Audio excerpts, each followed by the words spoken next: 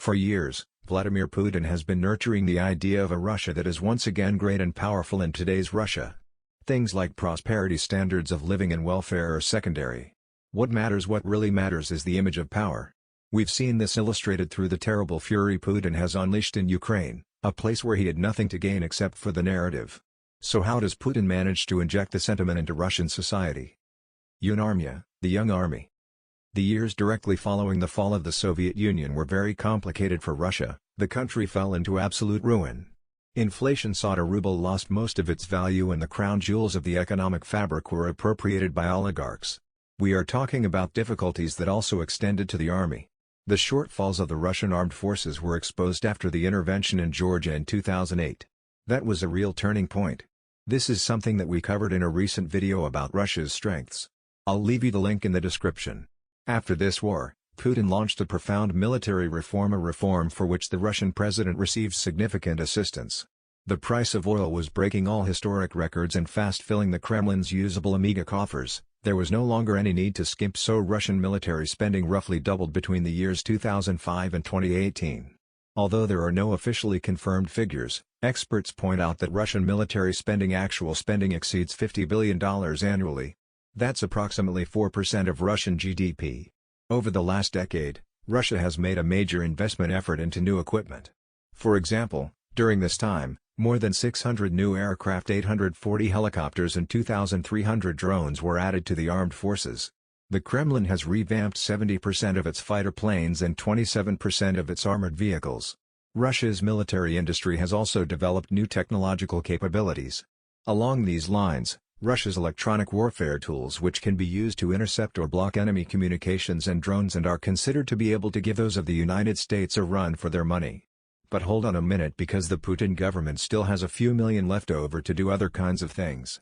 For example, from 2021, a 4-year $185 million program is underway with a single goal: to increase the patriotic education of Russians.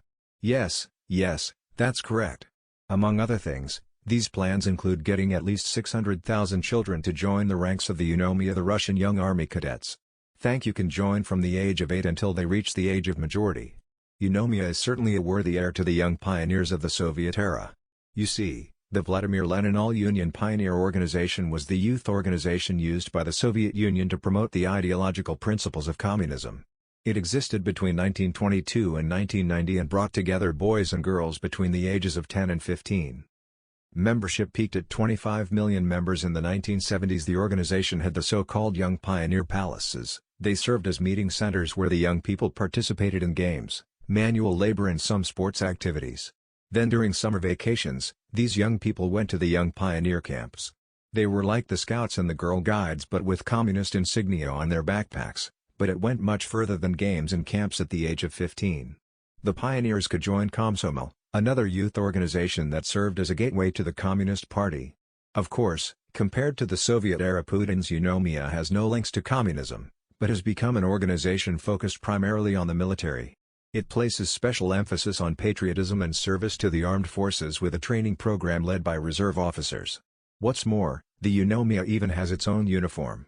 The uniform of the Unomia is a classic khaki-colored military outfit with a very characteristic element on the head.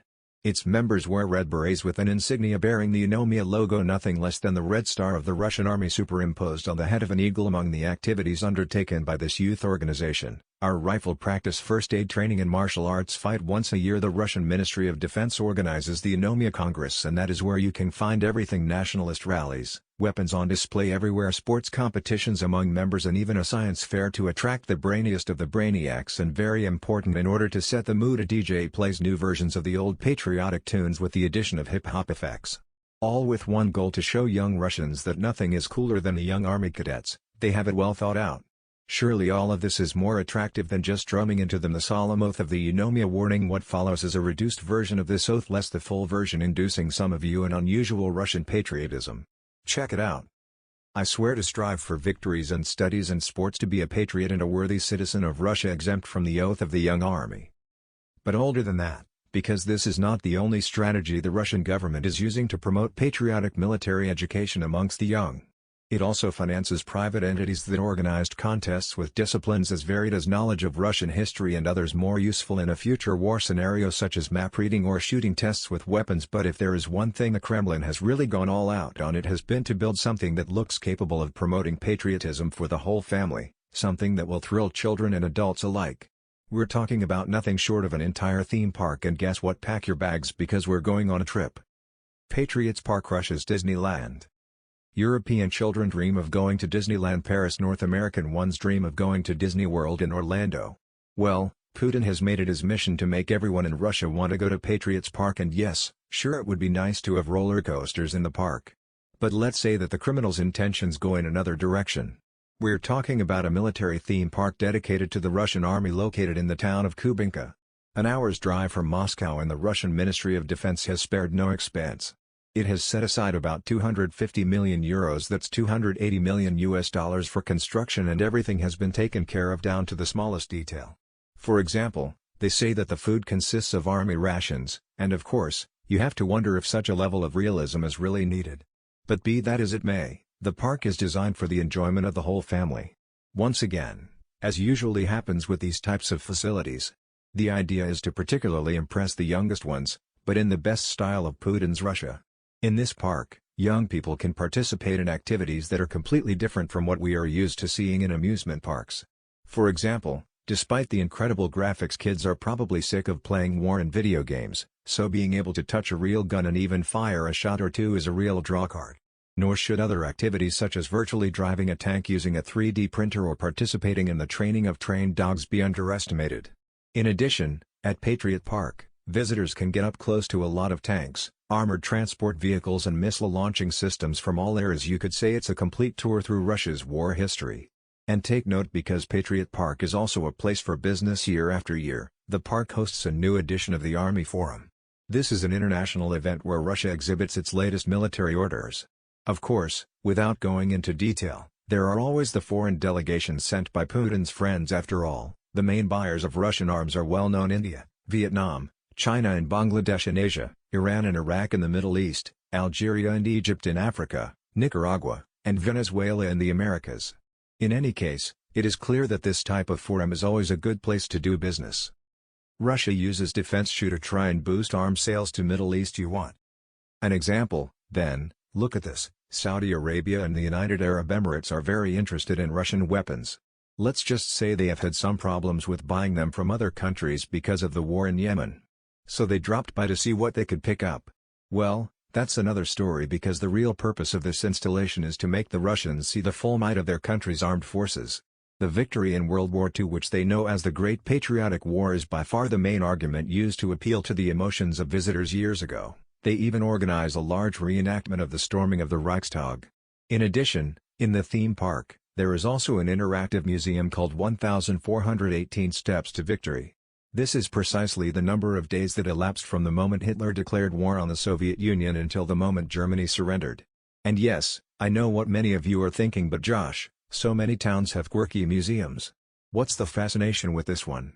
Well, basically, because I have not told you yet about the most remarkable thing about Patriot Park.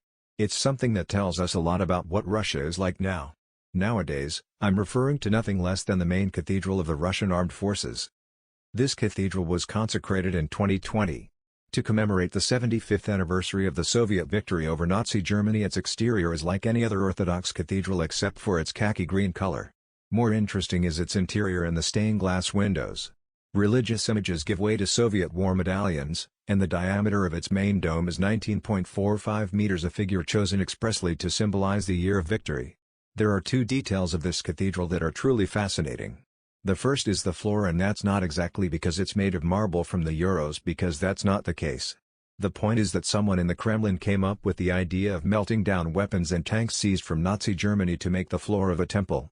The goal is that if one day you ever visit the main cathedral of the Russian armed forces, every step you take will have you trampling on the vile fascist enemy. The other most remarkable element of this cathedral are its mosaics. It is possibly one of the Orthodox temples that brings together the most mosaics in the whole world. But what makes them unique is their theme next to the